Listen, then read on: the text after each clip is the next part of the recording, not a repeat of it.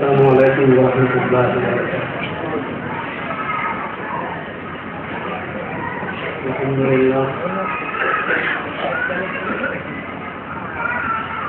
نحمده ونستعینه ونستغفره ونعوذ بالله من شرور انفسنا ومن سیئات اعمالنا من يهده الله فلا مضل له ومن يضلله فلا هادي له وأشهد أن لا إله إلا الله وحده لا شريك له وأشهد أن محمدا عبده ورسوله أما بعد فإن خير الحديث كتاب الله وخير الهدي هدي محمد صلى الله عليه وسلم وشر الأمور محدثاتها وكل محدثة بدعة وكل بدعة ضلالة وكل ضلالة في النار۔ أعوذ بالله من الشيطان الرجيم، بسم الله الرحمن الرحيم، إنا أعطيناك الكوثر فصل لربك وانحر إن شانئك هو الأبتر۔ رب اشرح لي صدري ويسر لي أمري واحلل عقدة من لساني يفقهوا قولي رب زدني علما اللهم رب زدني علما۔ حمد و ثنا کبریائی و بڑائی اللہ سبحانہ و تعالیٰ کے لیے ہے جو احکم الحاکمین ہے، عرش عظیم کا مالک ہے، ہماری رزق و ہدایت کے لیے بے شمار پیغمبروں کو مبعوث کروانے والا ہے۔ اس سلسلے کی آخری کڑی ختم ہو جاتی ہے جناب محمد رسول اللہ صلی اللہ علیہ وسلم پر۔ آپ خاتم النبیین کی حیثیت سے اس دنیا میں مبعوث ہوئے تھے اور آپ کی رسالت قیامت تک باقی رہی۔ یہ مقام انبیاء کانفرنس ہے، اور آپ جانتے ہیں کہ جن چیزوں پر ایمان لانا ضروری ہے ان چیزوں میں رسولوں پر ایمان لانا بھی ضروری قرار دیا ہے۔ بخاری شریف کے الفاظ ہیں، الایمان ان تؤمن باللہ وملائکتہ وکتبہ ورسلہ والیوم الآخر وتؤمن بالقدر خیرہ وشرہ من اللہ۔ اللہ پر ایمان، فرشتوں پر ایمان اور اس کے رسولوں پر ایمان، اس کی کتابوں پر ایمان۔ رسول کی جمع رسول، جس سے صاف ظاہر ہے کہ اسلام صرف محمد رسول اللہ صلی اللہ علیہ وسلم پر ایمان لانے کو کافی قرار نہیں دیتا ہے، بلکہ نبی اکرم صلی اللہ علیہ وسلم کے ساتھ ساتھ سارے رسولوں پر ایمان لانا ضروری ہے۔ اور اسلام نے رسولوں کے سلسلے میں جو متعلق اور کشادگی کا دامن پھیلایا ہے، میں سمجھتا ہوں کسی اور مذہب کے اندر وہ چیز ہمیں دیکھنے کو نہیں ملتی۔ عیسائی کرسچن حضرات عیسیٰ کو مانتے ہیں لیکن وہ جناب محمد رسول اللہ صلی اللہ علیہ وسلم کا انکار کرتے ہیں. ہندو بھائی بھی کچھ اوتاروں کو کچھ رشیوں کو مانتے ہیں لیکن وہ محمد رسول اللہ صلی اللہ علیہ وسلم کا کو رسول کی حیثیت سے نہیں بلکہ ایک مہان پروش کی حیثیت سے مانتے ہیں. لیکن یہ سوال اگر آپ اسلام کے ماننے والوں سے کریں تو اسلام کا یہ دعویٰ ہے، قرآن کا یہ دعویٰ ہے کہ نبی اکرم صلی اللہ علیہ وسلم کے علاوہ بھی ہم نے جتنے رسول بھیجے ان سب پر ایمان لانا ضروری ہے. یہاں تک کہ ہم عیسیٰ علیہ السلام کو بھی اللہ کا نبی مانتے ہیں اور ہمیں اس بات سے بھی انکار نہیں ہے کہ ہندو بھائیوں کے یہاں پر بھی کوئی نبی نہیں آیا. قرآن کریم ہمیں بتاتا ہے کہ وَلِكُلِّ قَوْمٍ هَادٍ، ہم نے ہر قوم کے اندر ایک ڈرانے والا بھیجا ہے. قرآن ہمیں یہ بھی بتاتا ہے کہ وَلَقَدْ بَعَثْنَا فِي كُلِّ أُمَّةٍ رَسُولًا أَنِ اعْبُدُوا اللَّهَ، ہم نے ہر امت کے اندر ایک رسول بھیجا ہے یہ پیغام لے کر کے تم سے دیکھ کے اللہ کی عبادت کرنا. ہو سکتا ہے کہ کرشن جی اور رام چندر جی کوئی رسول رہے ہوں، کوئی رشی رہے ہوں، لیکن ہم اس کو کلیئر نہیں کہہ سکتے ہیں اس لیے کہ جب تک کوئی ایسی نص شرعی ہم کو نہیں ملے. کم و بیش 1,24,000 انبیاء کرام، بہت سے لوگ ضعیف اور موضوع حدیث کا سہارا لے کر کہہ دیتے ہیں. کتنے پیغمبر اس دنیا کے اندر آئے، ظاہر بات ہے کہ سب کے نام تو نہیں بتائے گئے، لیکن یہ کلیئر ہے کہ ہر قوم کے اندر ایک نبی آیا، ایک رسول آیا. تو یہ بھی بالکل واضح ہے کہ ہندو مذہب کے اندر بھی کوئی نبی آیا، ورنہ یہ قوم قیامت کے دن یہ کہہ دے گی کہ اللہ ہمارے درمیان تو تم نے کوئی رسول ہی نہیں بھیجا تھا، تو آج تو ہم کو جہنم میں کیوں ڈال رہا، آج تو ہمیں جہنم میں کیوں پھینک رہا. حالانکہ لاہور کے اندر ایک کانفرنس ہوئی تھی، اس کانفرنس کے اندر ایک سوال یہ بھی کیا گیا تھا کچھ لوگوں نے کہ آپ نے ہماری زبان میں اور ہماری بھاشا میں قرآن کا ترجمہ آج پیش کیا ہے، ابھی تک ہم اس سے نابلد تھے اور آج اسلام ہم تک پہنچا ہے، ہم اسلام لائے، لیکن ہمارے آباء و اجداد، ہمارے باپ دادا حالت کفر میں مر گئے، وہ عربی زبان سے ناشنا تھے اور ان تک اسلام کی دعوت نہیں پہنچی تھی ان کی زبان میں. تو اب یہ بتائیں علماء کرام کہ ہمارے تو آباء و اجداد جنت میں جائیں گے یا جہنم میں جائیں گے؟ یہ سوال علماء کے درمیان ایک ہنگامہ پیدا کر دیتا ہے. جب تک ترجمہ ہی نہیں ہوا تھا قرآن کا ان کی زبان کے اندر، پھر پاکستان کے اندر ایک انقلاب آیا اور ایک تحریک جاگی اور ہر زبان کے اندر قرآن کریم کے ترجمے کو پیش کیا جانے لگا. ہاں یہ الگ بات ہے کہ جناب محمد رسول اللہ صلی اللہ علیہ وسلم کو جو عظمت ملی، جو مقام ملا، وہ اور کسی رسول کو، رسول ہیں آئے ہیں، ہم سارے رسولوں کی عزت کرتے ہیں، سارے پیغمبروں کو پیغمبر اور رسول تسلیم کرتے ہیں، لیکن جو عظمت، جو مقام جناب محمد رسول اللہ صلی اللہ علیہ وسلم کو حاصل ہوا وہ کسی اور نبی کو نہیں. اس کی مثال آپ بالکل ایسے سمجھنے کی کوشش کریں کہ 7 آسمان ہیں، پہلا، دوسرا، تیسرا، چوتھا، 7 آسمان ہیں. آسمان ہونے کے اعتبار سے سب برابر ہیں، لیکن مقام اور درجے کے اعتبار سے جو فضیلت 7ویں آسمان کی ہے وہ فضیلت کسی اور آسمان کی نہیں ہے، اس لیے کہ 7واں آسمان عرش کے قریب ہے. اسی طریقے سے جنتوں کی تعداد بھی بتائی گئی ہے. ہمارے پاس احباب یہاں پر کہتے ہیں کہ 7 جنتیں، جنت ہونے کے اعتبار سے مقام سب کا ہے، لیکن عظمت کے اعتبار سے اور مقام و مرتبے کے اعتبار سے جو درجہ، جو عظمت جنت الفردوس کو حاصل ہے وہ کسی اور جنت کو حاصل نہیں ہے. ایسے ہی نبی ہونے کے اعتبار سے، پیغمبر ہونے کے اعتبار سے ہم عزت سب کی کرتے ہیں، احترام ہم سب کا کرتے ہیں.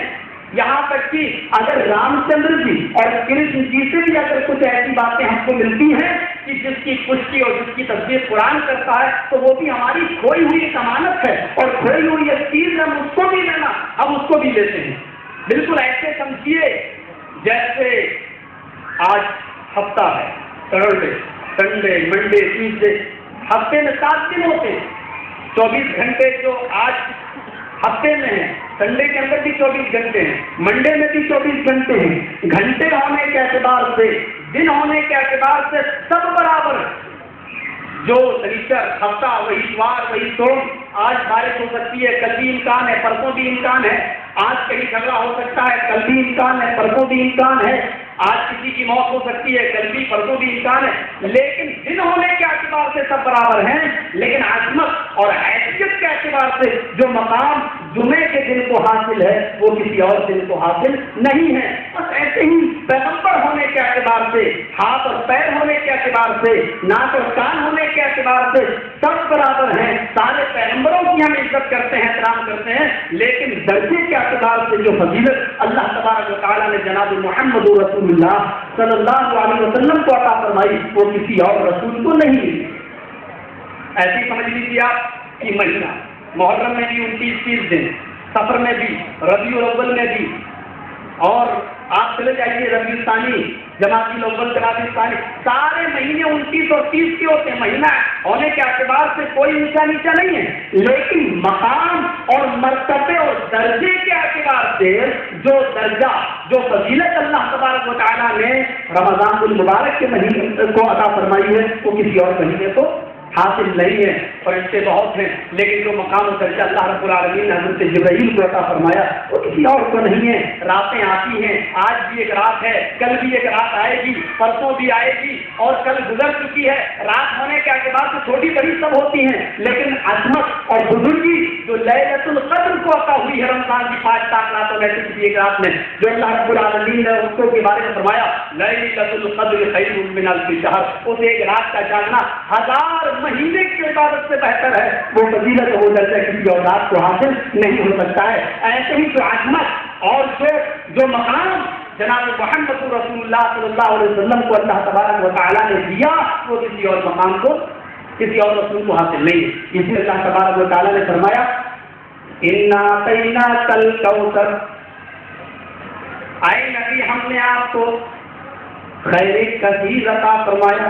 حافظ ابن کثیر نے یہاں کوثر کو کثیر سے مشتق لانا ہے اور لکھتے ہیں کہ اِنَّا أَعْطَيْنَاكَ الْكَوْثَرَ، اے نبی ہم نے آپ کو خیر کثیر سے نوازا۔ اصل میں قرآن کریم کی سورت کے پیچھے سبب ورود ہے، ایک شان نزول ہے، اس کے کا ایک پس منظر ہے۔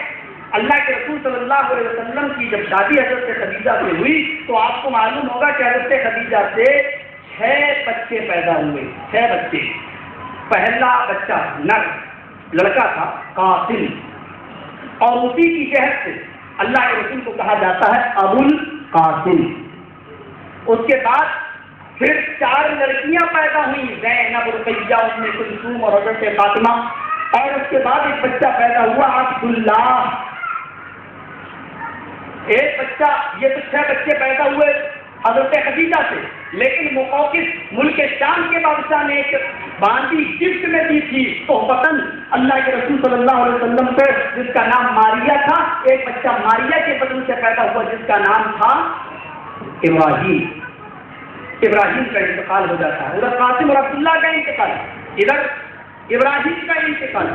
چونکہ سارے نر اولاد یعنی آپ کے بچے بچیاں زندہ رہی، یہ الگ بات ہے کہ 3 بچیاں اللہ کے رسول کی زندگی ہی میں انتقال کر گئی اور ایک بچی اللہ کے رسول کے انتقال کے بعد حضرت فاطمہ نبی کے انتقال کے بعد بھی زندہ رہی اور 6 مہینے تک وہ زندہ رہی۔ لیکن نر بچے آپ کی جس میں اولاد، جس میں نرینہ اولاد تھی، وہ ساری کی ساری اولادیں اللہ کے رسول کی اسی دنیا میں فوت ہو گئی۔ تو حضرت ابراہیم کا جب انتقال ہوا تو اللہ کے نبی اپنے بیٹے کی لاش کے پاس بیٹھے ہوئے تھے اور آپ کی آنکھوں سے فرط غم کے آنسو گر رہے تھے، اور آپ فرط غم میں یہ بات کہتے جا رہے تھے ان العین تدمع والقلب يحزن ولا نقول الا ما يرضي ربنا۔ اے میرے بیٹے ابراہیم، تیری جدائی میں، تیرے غم میں میری آنکھوں سے آنسو بہ رہا ہے، میرا دل غمگین ہے، لیکن آج اس حالت میں بھی میں اپنی زبان سے ایسے سینٹینس، ایسے جملے نہ نکالوں گا، ایسے جملے عطا نہ کروں گا جس سے میرا پروردگار، جس سے میرا مولا مجھ سے ناراض ہو جائے۔ آئے میرے بیٹے، وَلَا نَقُولُ إِلَّا مَا يَرْضَىٰ رَبُّنَا، آج میں ایسے کوئی جملے ادا نہ کروں گا جس سے میرا مولا مجھ سے ناراض ہو جائے، میرا پروردگار مجھ سے ناراض ہو جائے۔ وَإِنَّا بِفِرَاقِكَ لَمَحْزُونُونَ، اور آئے ابراہیم میرا دل ضرور غمگین رہے گا. آپ یہ کہہ رہے تھے. اور ابو لہب عاصر بن وائل یہ لوگ جشن منا رہے تھے اور کہہ رہے تھے کہ لوگ اب تو محمد اب تک ہو چکا ہے, محمد کا نام و نشان مل جائے گا. محمد رسول اللہ کے انتقال کے بعد اللہ محمد رسول اللہ صلی اللہ علیہ وسلم کا نام بھی مٹا دے گا, اس لیے کہ اس کی اولاد اس کے نام کو روشن کرتی ہے. جب اولاد ہی نہ رہی تو محمد تو تم بریدہ ہو گیا, مقتول نسل ہو گیا. محمد کے مرد سے ہی محمد رسول اللہ صلی اللہ علیہ وسلم کا نام بھی مل جائے گا. یہاں یہ زخم لگا رہے تھے اور اللہ رب العالمین اپنے حبیب کو تسلی دینے کے لیے, دل کو ڈھارس بنانے کے لیے حضرت جبرائیل کے ذریعے قرآن کریم کی آیتوں کو نازل فرما رہا تھا. انا اعطیناک الکوثر, اے میرے حبیب کون کہتا ہے کہ تیرے مرنے کی بات تیرا نام و نشان مٹ جائے گا؟ کیا ہم نے آپ کو خیر کثیر نہ دیا؟ کیا ہم نے آپ کو بہت سی بھلائیاں نہ دی؟ ہم نے آپ کو خیر کثیر سے نوازا. مسجدوں کی میناروں پر اگر میرا نام لیا جائے گا تو میرے ساتھ تیرا نام بھی لیا جائے گا. اگر اذان کے اندر میرا نام تو تیرا بھی نام. اگر نماز میں کوئی بندہ اللہ اکبر کہہ کر نیت باندھے گا تو اس میں بھی تیرا تذکرہ ضرور کرے گا, اللہم صلی علی محمد وعلی آل محمد. کون کہتا ہے کہ تیرے مرنے کی بات تیرا نام مل جائے گا؟ اللہ رب العالمین نے بہت سے احسانات اور انعامات جناب محمد رسول اللہ صلی اللہ علیہ وسلم پر کیے, انہیں کو یاد دلایا جا رہا ہے. کیا ہم نے آپ کو معراج کی دولت نہیں دی؟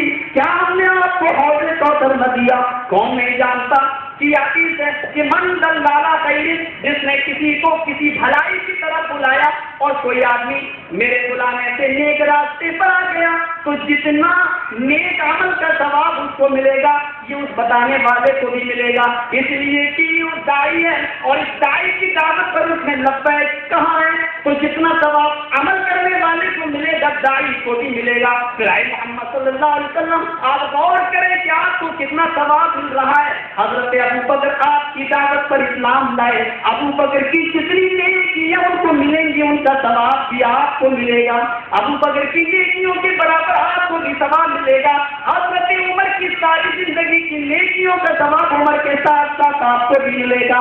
حضرت عثمان غنی کی نیکیوں کے ساتھ ساتھ ان کا ثواب آپ کو بھی ملے گا. حضرت علی کی نیکیوں کے ساتھ ساتھ ان کا ثواب آپ کو بھی ملے گا.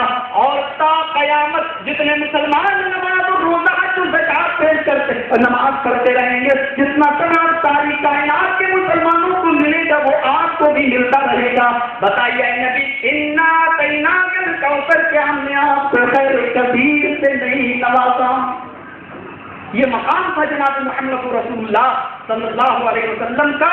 لیکن اس کے باوجود آپ کتنی کانفرنسیں کرا لو, آپ کتنے ہی جلسے کرا لو, لیکن مقام انبیاء اور خاتم النبیین کانفرنس, لیکن ہم تو یہی کہتے رہیں گے کہ آپ اللہ کے رسول کو نہیں مانتے.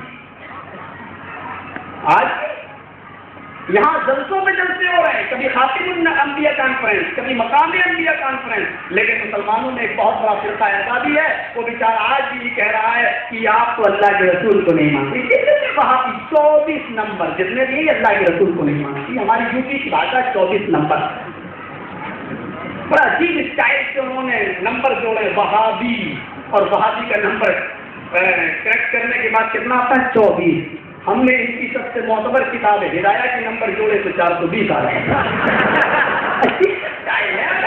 آپ نمبروں سے فیصلہ کرتے ہیں تو پھر آپ کہاں لے جاؤ گے؟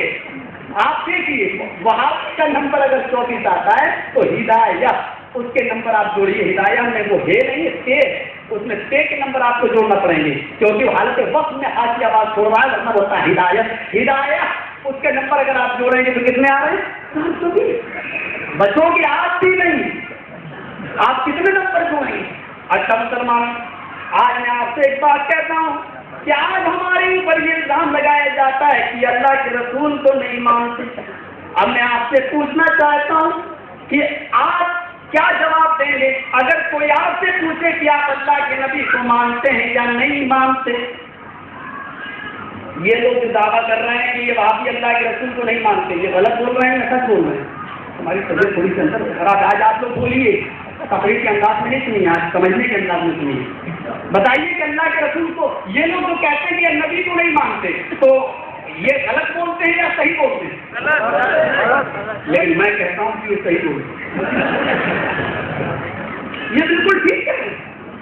یہ تو کہہ رہے ہیں کہ اللہ کے رسول کو وہابی نہیں مانتے، میں کہہ رہا ہوں یہ بالکل صحیح کہتے ہیں، اس لیے کہ جس طریقے سے رسول کو ہم مانتے ہیں وہ ہمارے طریقے سے نہیں مانتے، اور جس طریقے سے وہ رسول کو مانتے ہیں اس طریقے سے ہم رسول کو نہیں مانتے، تو وہ بھی اپنی جگہ پر صحیح ہے، ہم بھی اپنی جگہ پر صحیح ہیں۔ اچھا ایک بات بتائیے، آپ حضرت عیسیٰ کو مانتے ہیں یا نہیں مانتے؟ مانتے۔ اس کو کون کہے گا کہ نہیں مانتے؟ حضرت عیسیٰ کو آپ مانتے ہیں یا نہیں مانتے؟ مانتے ہیں، لیکن عیسائی کو کہتے ہیں کہ آپ حضرت عیسیٰ کو نہیں مانتے، تو وہ جھوٹے۔ آپ حضرت موسیٰ کو مانتے ہیں یا نہیں مانتے؟ مانتے ہیں، لیکن یہودی کو کہہ رہے ہیں کہ آپ حضرت موسیٰ کو نہیں مانتے۔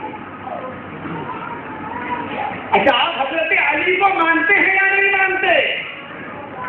ظاہر بات ہے کہ کون نہیں مانے گا، مانتے ہیں، لیکن شیعہ حضرات کو کہتے ہیں کہ آپ نہیں مانتے۔ ایسے ہی ہم اللہ کے رسول کو مانتے ہیں، بہت سے لوگ کہہ رہے نہیں مانتے، وہ کہہ رہے ہم عیسیٰ علیہ السلام کو مانتے ہیں کہ وہ اللہ کے نبی تھے، رسول تھے، اللہ نے جو پیغام ان کو دے کر بھیجا تھا انہوں نے پہنچا دیا۔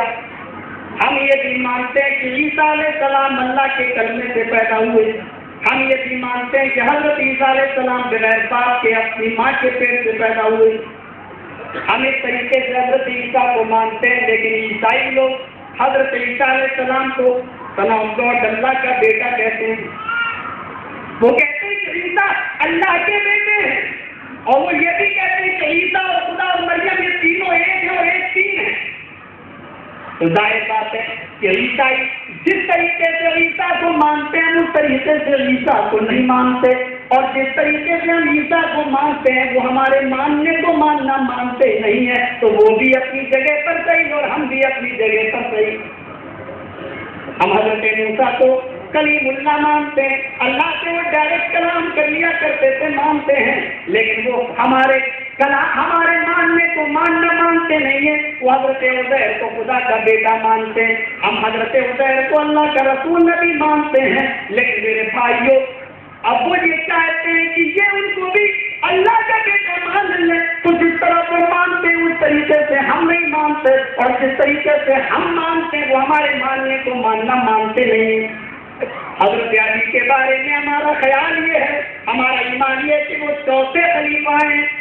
ہمارا ایمان یہ ہے کہ اللہ تبارک و تعالیٰ نے کائنات کے اندر اگر سب سے عظیم کوئی ہستی پیدا فرمائی تو جناب محمد رسول اللہ صلی اللہ علیہ وسلم نے عزت کرتی ہے، لیکن جو مقام جناب محمد رسول اللہ کا وہ حضرت ابو بکر کا نہیں، جو درجہ ابو بکر کا ہے وہ عمر کا نہیں، جو عمر کا درجہ ہے وہ عثمان کا نہیں، جو عثمان کا ہے وہ علی کا نہیں، ہاں حضرت علی کا جو درجہ وہ بعد میں آنے والے لوگوں کا نہیں۔ حضرت علی چوتھے اسلامی خلیفہ ہیں، اور ہم یہ بھی مانتے ہیں کہ وہ اللہ کے رسول صلی اللہ علیہ وسلم کے داماد ہیں، ہم یہ بھی مانتے ہیں کہ وہ حضرت فاطمہ کے شوہر ہیں، لیکن ہمارے شیعہ بھائی کہتے ہیں نہیں وہ پہلے خلیفہ ہیں، اللہ کے رسول زندگی میں وصیت کر گئے، بلکہ وہ اپنی کتاب نہج البلاغہ میں یہاں تک لکھ گئے ہیں کہ اللہ کے نبی جبرائیل علیہ السلام وہی لے کے آ رہے تھے، نبی اکرم صلی اللہ علیہ وسلم کے پاس نہیں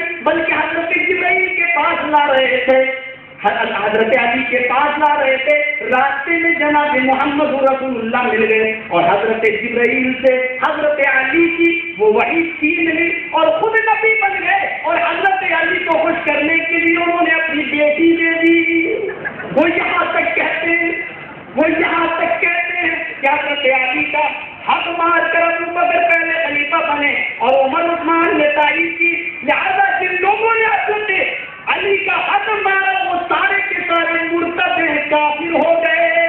تو وہ حضرت علی کو پہلا خلیفہ مانتے ہیں، ہم نہیں مانتے، تو ظاہر بات ہے شیعہ اگر یہ کہیں کہ تم حضرت علی کو نہیں مانتے تو کیا غلط ہے، اس لیے کہ جس طریقے سے وہ مانتے ہیں اس طریقے سے ہم نہیں مانتے، اور जिस तरीके से हम मानते हैं उस तरीके को वो मानना मानते ही नहीं है। तो जी अपनी जगह पर सही और हम अपनी जगह पर सही। क्या बड़ी बात है कि आज का मुसलमान अगर ये कहे कि ये वहाबी अल्लाह के रसूल को नहीं मानते, और ये चीज सही है, हम अल्लाह के रसूल को ये नहीं मानते कि वही जो अर्श पे मुस्तवी था खुदा होकर, वही जो अर्श पे मुस्तवी था खुदा होकर और मदीना में उतर पड़ा मुस्तफा होकर, हम अल्लाह और रसूल को दोनों को एक नहीं मानते। अल्लाह का मकाम अलग है, जनाब मोहम्मद रसूलुल्लाह का मकाम अलग है। सुनिए अल्लाह का मकाम क्या है और रसूल की इज्जत और अज़मत क्या है। अल्लाह की शान ये है कि उसने भेजा अनपढ़ों के अंदर एक ऐसा अनपढ़ रसूल, अनपढ़ों के अंदर, उम्मियों के अंदर एक रसूल, उन्हीं में से यतलू अलैहिम आयाती, और रसूल अल्लाह की आयतें पढ़ता है, कुरान की तिलावत फरमाता है। ये अल्लाह ने रसूल को इज्जत व अज़मत दी है। मेरे प्यारे साथियों, हम अल्लाह के रसूल को ऐसे नहीं मानते कि वही जो आज से मुस्तफी का खुदा होकर मदीना में उतर पड़ा मुस्तफा होकर और एक बेगैर अपने ईमान से इस तरह हाथ धोएगा कि वो यहाँ पे लिख बैठा कि अल्लाह अहद है और मोहम्मद अहमद है। अल्लाह अहद है और मोहम्मद अहमद है। अहद और अहमद में सिर्फ नीम का फर्क है। अहमद और अहद में सिर्फ नीम का फर्क है। अगर अहमद से नीम हटा दो तो अल्लाह और रसूल में कोई फर्क नहीं। उस बेगैरत ने अपने ईमान का सौदा किया और अहमद की नीम को हटाकर दोनों को अल्लाह और मोहम्मद रसूलुल्लाह दोनों को एक जगह दे दिया। मेरे भाइयों, तो जाहिर बात है कि तुम बिल्कुल सही कहते हो कि वहाबी नबी को नहीं मानते। आज मेरा इख्तिलाफ सुन लो, हम रसूल को उस तरीके से नहीं मानते जिस तरीके से तुम मानते हो, और हाँ, जिस तरीके से हम रसूल को मानते हैं उस तरीके को तुम मानते ही नहीं हो। आज कोई भी मसला पूछ लो, जैद ने अपनी बीवी को 3 तलाकें दे दी हैं, एक साथ दी है। क्या फरमाते हैं मुफ्तियान इकराम मसले हाजा में? नोट, मैं मसले के अबू हनीफा का मानने वाला हूँ, मेरे ईमान के मुताबिक फतवा बताए। दूसरा कहता है कि मसले के शाफई के का मानने वाला हूं, मुझे मेरे मसलक के तहत फतवा दीजिए।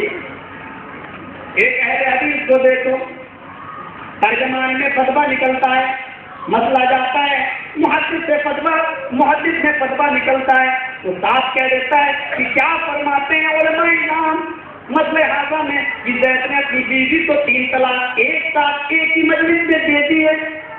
क्या फरमाते हैं? नोट्स में मसला कह रहे थे, इसका मानने वाला हूँ, कुरान हदीस से इसका जवाब दीजिए।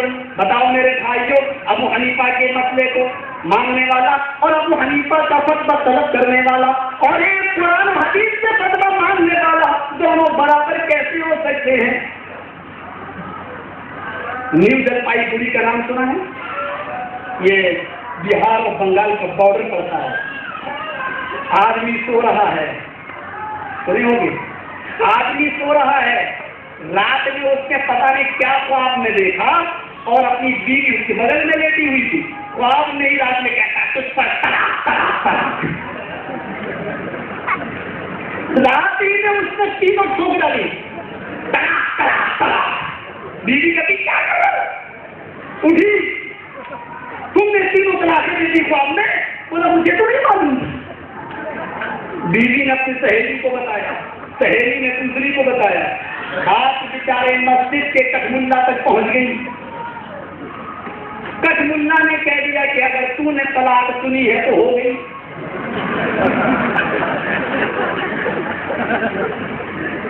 यूनिवर्सिटी से मसला पूछा गया,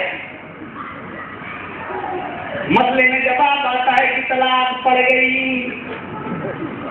शराब के नशे में दो तो हो गई, बंदूक की गोली सामने रखे तो शराब दे, तेरी चीजें खूबसूरत है, मैं करूंगा साझा, तो हो गई। ससुर अगर जबरदस्ती अपनी बहू के साथ तलाक कर ले तो शौहर पर हराम हो गई, मारो घुटना फूटे। इतना ही नहीं, अगर ख्वाब में भी कोई बर्बाद है, शौहर कह रहा मुझे اب ہو گئی. اے قسم اللہ مولوی، اگر خواب میں طلاق دی جائے اور آدمی کو پتہ بھی نہ چلے تو ہو جاتی ہے، تو اس مولوی کا کیا فتویٰ دو گے جو پڑوس کی کسی لڑکی کے ساتھ خواب کے اندر زنا کر لیں؟ طلاق کے بارے میں تو معلوم ہی نہیں، اس نے کہا کہ ہم کو نہیں معلوم، لیکن زنا کرتے ہوئے دیکھ رہا ہے، خواب کے اندر اس کو معلوم بھی ہے، یہاں تک کہ اس کا بستر خراب بھی ہوا ہے، صبح وہ غسل بھی کر رہا ہے، اس کا احساس ہے کہ ہاں فلاں فلاں لڑکی کے ساتھ میں نے زنا کیا ہے، زنا خواب کے اندر کیا ہے، اور خواب کے اندر جو چیز دیکھی جائے وہ ہونے والے کی طرح اور ظاہر کی طرح نہیں ہوتی ہے. لہذا کتنے مولوی ہوں گے دارالعلوم دیوبند کے اندر جو نہ جانے کتنی لڑکیوں کو خواب میں دیکھتے ہوں گے، پہلے ایک ایک کر کے ان سب چیز پر دمے اڑاؤ. رجم ہونا چاہیے، رجم ہونا چاہیے ان کا. پتہ ہے کیا معاملہ؟ خواب میں بیوی سے پوچھا کوئی جھگڑا تھا، بولی نہیں کبھی کوئی جھگڑا نہیں تھا. مولوی صاحب سے پوچھا، بیوی کہتی میں نہیں چھوڑوں گا. ارے ہم لوگ گئے نہیں کر پائی پوری، ہم نے اس عورت سے گئے نبی ہو جائے، بولی نہ پابا نہ نان نفقہ بند ہو جائے گا.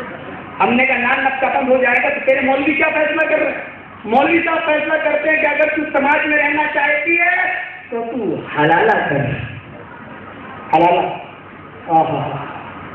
عورت جیتے جی اپنے شوہر کے بعد قبر کا منہ دیکھنا پسند کرتی ہے، کسی غیر مرد کا نہیں. مولوی کہتا حلالہ کر. بولی حلالہ کیا ہوتا ہے؟ بولی حلالہ کیا ہوتا ہے؟ کہا ایک رات کے لیے دوسری سے شادی کرتے دوسرے مرد سے. بولی توبہ توبہ توبہ. ہر عورت کو میرے دعوت کی عورت کی طرح ہو جانا چاہیے. بتایا تھا میں نے کبھی؟ نہ بتایا تو سن لو. ایک مولانا ہاشمی صاحب آئے تھے اور جبہ پوش پنکل پوش مولوی، اور انہوں نے تقریر میں کہہ دیا کہ جس نے مولوی جرجیز کی تقریر سن لی سب کا نکاح ٹوٹ گیا. اپنے آپ کی بات بتا رہے ہیں. اس میں جاہل قسم کا آدمی پہنچا، کہنے لگا مولانا صاحب میں نے تو تقریر سنی تھی، اب کیا ہوگا؟ بے ایمان کیوں سن لیتے ہو وہابیوں کی تقریر؟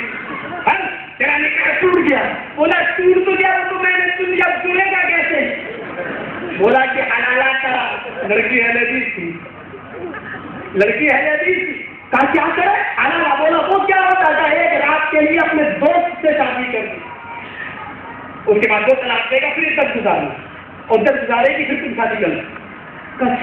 وہ اپنی بیوی سے بولا بیوی حلالہ کرنا ہوگا. بیوی جانتی تھی لیکن بولی حلالہ کیا ہوتا ہے؟ کہا کہ تمہیں ایک رات کے لیے دوسرے سے شادی کرنا پڑے گا. بولی توبہ توبہ، تیری بیوی ہو کر تو دوسرے کے پاس بھیجے گا.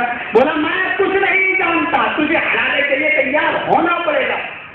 پھر ایک بات بتاؤ کہ میں حلالہ کیوں کروں؟ کہا کہ میں نے تقریر سنی مولانا جرجیز کی. تو کہا کیا ہوا؟ بولے میرے مولانا نے فتویٰ دیا جس نے مولوی جرجیز کی تقریر سنی سارے نکاح ٹوٹ گئے. کہا کہ مولوی جرجیز کی تقریر کس نے سنی؟ کہا میں نے. تیرا نکاح ٹوٹا ہے؟ میرا تو نہیں ٹوٹا، میں تو اپنے گھر پہ بیٹھی ہوں. میں تو اپنے گھر پہ بیٹھی تھی، میرا نکاح کیوں ٹوٹا؟ بولا نہیں میرے نکاح میں تو کیوں بندی ہوئی ہے، تو حلالہ. بولی غلطی تیری، میں کیوں جاؤں؟ نہیں تجھے جانا پڑے گا. وہ بولی تقریر کس نے سنی؟ کہا میں نے. غلطی کس کی تھی؟ بولا میری. کہا نکاح کس کا ٹوٹا؟ بولا میرا. کہا تو ہی حلالہ کرا، میں نے کہا حلالہ کرا. ہر عورت کو اتنا سخت ہو جانا چاہیے. پھر عورت نے ایک اور جملہ کہا، وہ جملہ نہیں کہنا چاہیے لیکن کہہ دیتا ہوں. وہ جملہ کیا تھا؟ وہ بولا میں تو کہہ رہا تھا میں کہاں جاؤں حلالہ کرنے. کہا جس مولوی نے یہ فتویٰ دیا اسی سے حلالہ کرنا. بغیر تو شرم نہیں آتی کس طریقے سے مذہب رسول کا ستیہ ناش کیا ہے، کس طریقے سے جس کو غیر مسلموں نے جس کو مانا. میں ایک چیز آپ کے سامنے پیش کر دوں، میں لے کے آیا ہوں لیکن اس کو تھوڑی دیر کے لیے میں آپ کو سنا دیتا ہوں، کیونکہ میں ایک کتاب لکھ رہا ہوں محمد صلی اللہ علیہ وسلم غیر مسلم بدھ جیویوں کی نظر میں، یعنی عیسائیوں اور یہودیوں کی نظر میں اور ہندوؤں کی نظر میں اللہ کے رسول کی سچتا کیا ہے. اس پر ایک کتاب لکھ رہا ہوں، بہت جلدی انشاءاللہ آپ کے سامنے آ جائے گی. میں اس کا ایک اقتباس آپ کے سامنے پیش کر رہا ہوں، بالکل کیونکہ ہندی میں ہے اس لیے میں اس کو سمجھاتی ہوئی کرتا ہوں. اس تیسرے آف محمد میں یہ ایک عیسائی ہے، عیسائی جس کا نام ہے لین پال، اس کتاب آف محمد میں لکھتا ہے، یہ بہت مشہور تاریخ داں اتہاس کار ہے، اس نے لکھا حضرت محمد صلی اللہ علیہ وسلم کا ویکتو دیا اور شوق دونوں کا سمسرن ہے، یعنی حضرت محمد صلی اللہ علیہ وسلم کی زندگی رحم اور سختی دونوں کا سنگم ہے۔ اللہ کے رسول رحم دل بھی تھے اور اللہ کے رسول بہت سخت بھی تھے، یہ سنگم ہے۔ وہ برسوں تک اکیلے اپنے دیش واسیوں کی دشمنی کا سامنا کرتے رہے۔ محمد صلی اللہ علیہ وسلم اتنے سشیل تھے کہ وہ ہر ایک کے پرفل لک کے ساتھ، ہر ایک کے سادگی اور سنجیدگی کے ساتھ ملتے تھے۔ ان کی نشکپٹ دوستی، سہانوبھوتی، ادار، ہردیتا، ویرتا، بہادری اور سختی قابل تعریف ہے۔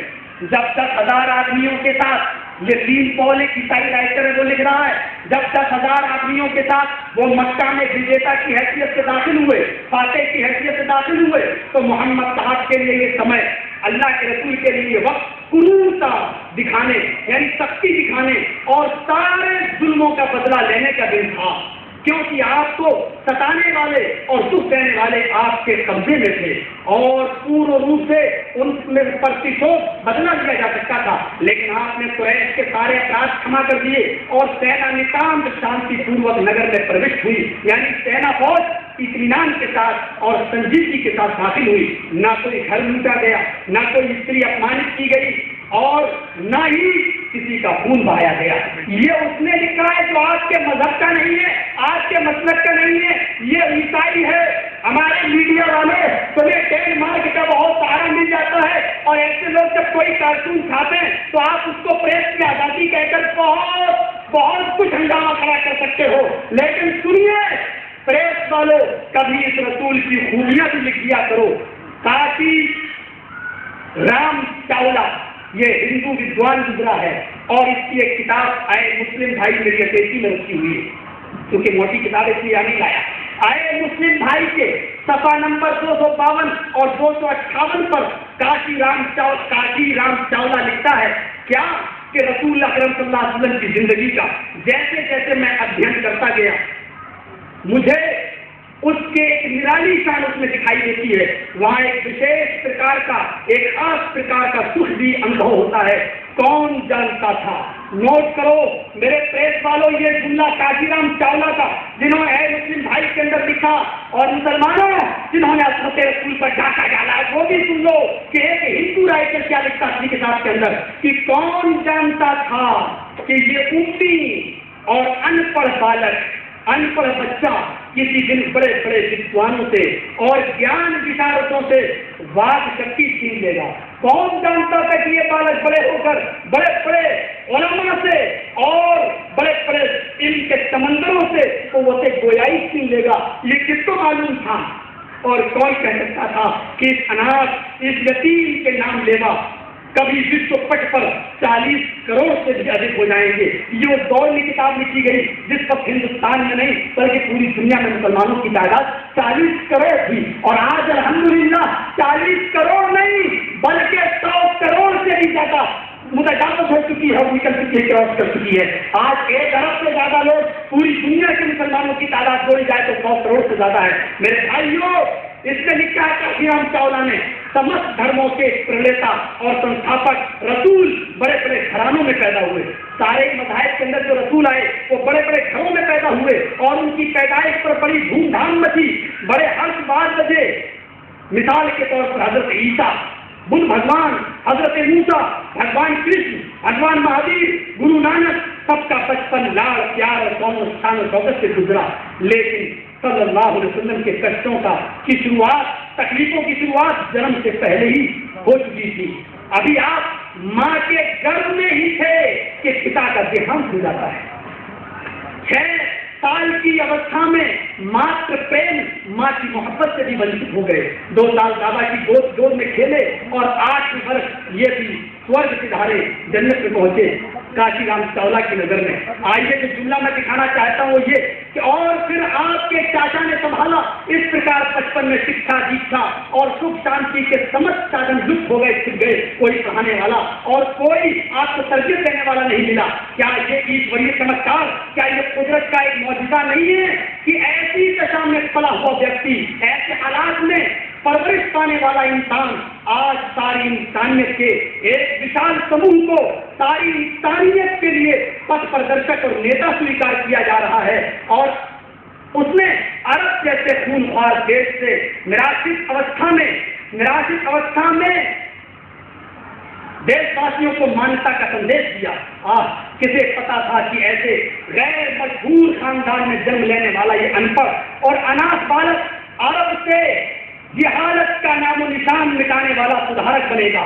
سرو سنسار میں آل ورلڈ پوری دنیا میں اسلامی پتاکا لہرانے والا رسول ہوگا, قرآن شریف کا سندیش پہنچانے والا نبی ہوگا, پاگلوں میں اور بیوقوفوں میں مہتوپورن انقلاب اتپن کرنے والا ریفارمر ہوگا, اور ایک بالکل انوکھے اور نوین دھرم کا ترجیح دکھائے گا. نظام الپ سمے میں سوئم اشکشت ہوتے ہوئے بھی اپنے بوتک جان سے سب سنسار کے بہت بڑے بھاگ کو شکشا اور جان سے پریپورن کر دے گا, ایسے جان سے جو وشو کے سمست منشیوں کے لیے ایک انوکھا آدرش ہے.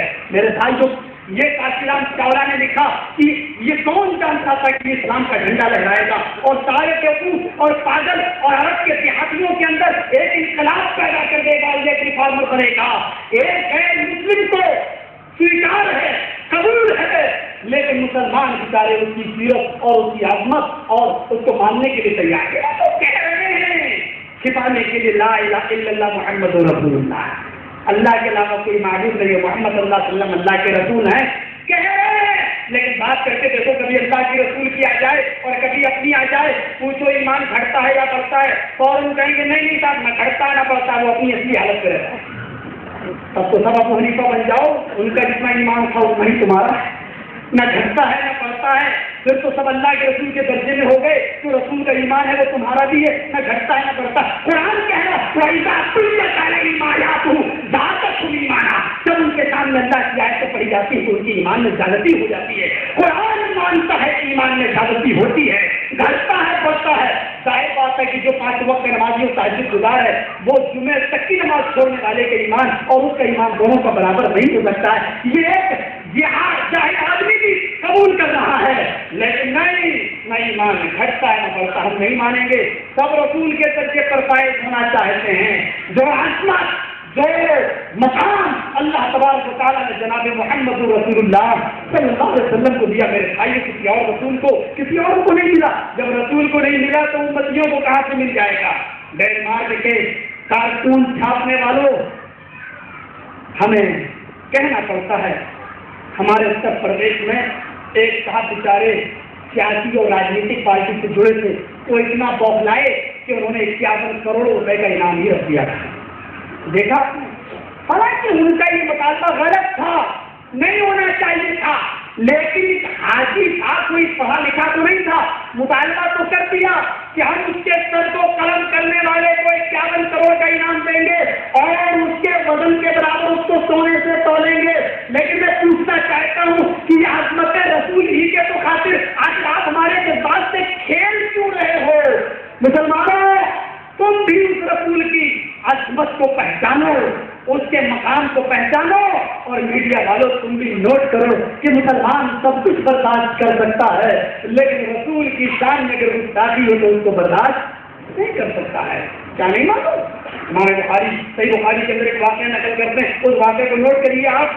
ایک بچہ تھا 9 سال کا, ایک تھا 11, ایک کا نام معاذ, دوسرے کا نام معاذ.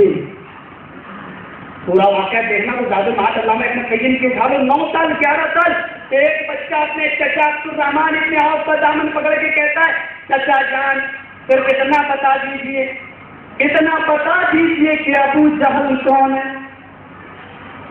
ابھی اتنے 9 سال کے بچے نے سوال کیا کہ ابو جہل کون ہے. آئے میرے بھتیجے, تم ابو جہل کو کیوں پوچھ رہے ہو؟ اتنے میں دوسرے نے دامن کو کھینچا, ہاں چچا جلدی بتاؤ کہ ابو جہل کون ہے. عبدالرحمان دائیں طرف نظر ڈالتے 9 سال کا بچہ، بائیں طرف نظر ڈالتے 11 سال کا بچہ. پوچھتے ہیں میرے بھتیجے کیا کرو گے؟ ابو جہل کا ایڈریس، ابو جہل کا پتہ، اس کی شکل و صورت کیوں پوچھ رہے ہو؟ بچے کیا جواب دیتے؟ آئے میرے چچا جان، سنا ہے کہ وہ میرے نبی جناب محمد رسول اللہ کو گالی دیتا ہے، سنا ہے کہ وہ میرے رسول کی عظمت کی دھجیاں اڑاتا ہے، سنا ہے کہ وہ رسول کی شان میں گستاخی کرتا ہے. اتنا کہنا تھا، ان بچوں کی زبان سے نکلنا تھا کہ سامنے سے گھوڑا دوڑاتے ہوئے ابو جہل چلا رہا ہے. جیسے ہی دھول کھڑتی ہے، سامنے چہرہ دیکھتے ہیں، کہا عبدالرحمن ابن عوف نے، آئے میرے بھتیجو، یہ سامنے جو آ رہا ہے یہی ابو جہل ہے، یہی سامنے جو شکل دکھ رہی ہے یہی ابو جہل ہے.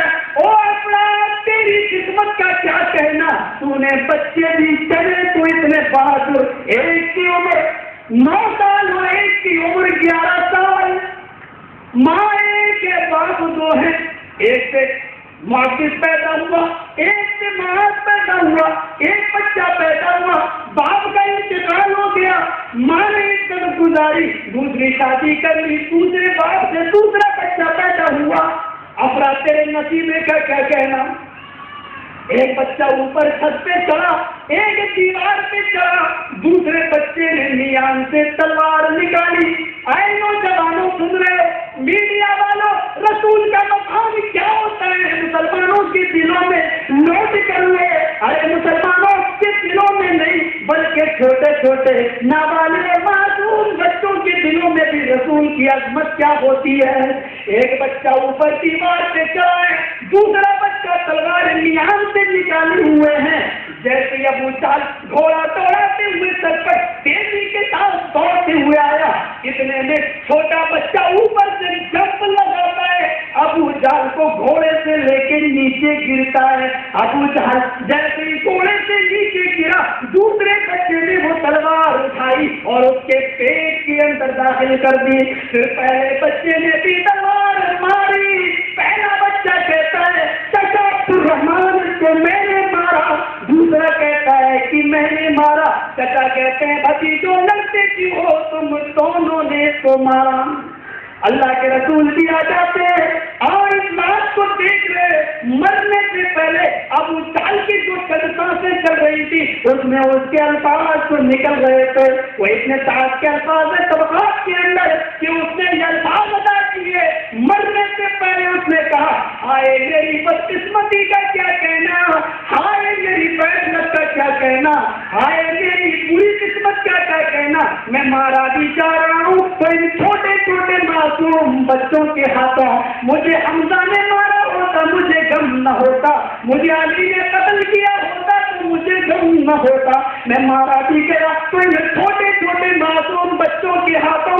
ارے محمد کی قوم تو بڑی بزدل تھی، بڑی بے وفا قوم تھی، لیکن محمد نے اس کے معصوم بچوں میں، نابالغ بچوں میں یہ فکر پیدا کر دی. محمد کے جوانوں کا عالم کیا ہوگا، اس کے بڑوں کا عالم کیا ہوگا، یہ قوم آگے کہاں جا کے رکے گی، اس کا عالم کیا ہوگا.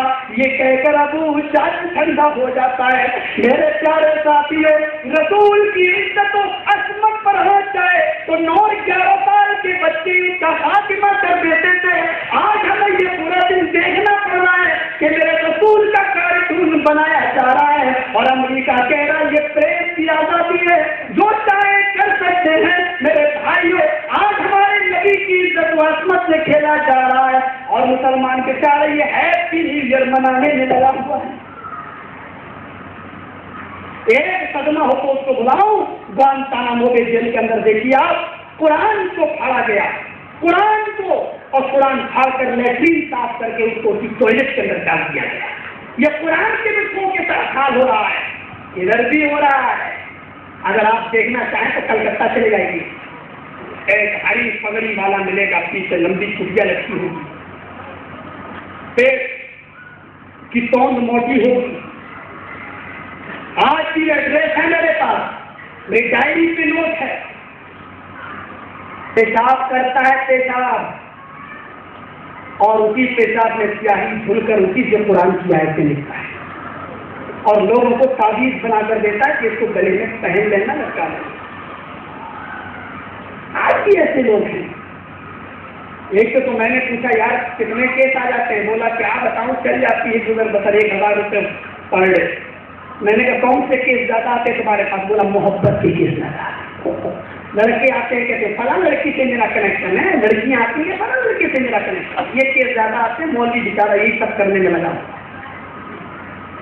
آج بھی قرآن کی توہین کلکتہ کی سرزمین پر ہو رہی ہے. آج بھی یہ شبلی عمل جو ہوتا ہے نا, شبلی عمل یہ وہ کرنے والے لوگ ہوتے ہیں جس نے 40 دن تک اپنی لیٹرین خود کھائی. میرا پروگرام پرسوں نسوں وہیں پر ہے کلکتہ کے اندر. آپ ایڈریس لے لیجیے, دیکھیے آپ اس کو. آج بھی ایسے لوگ ہیں. آپ احتجاج کرتے ہو امریکہ کے خلاف, ان لوگوں کے خلاف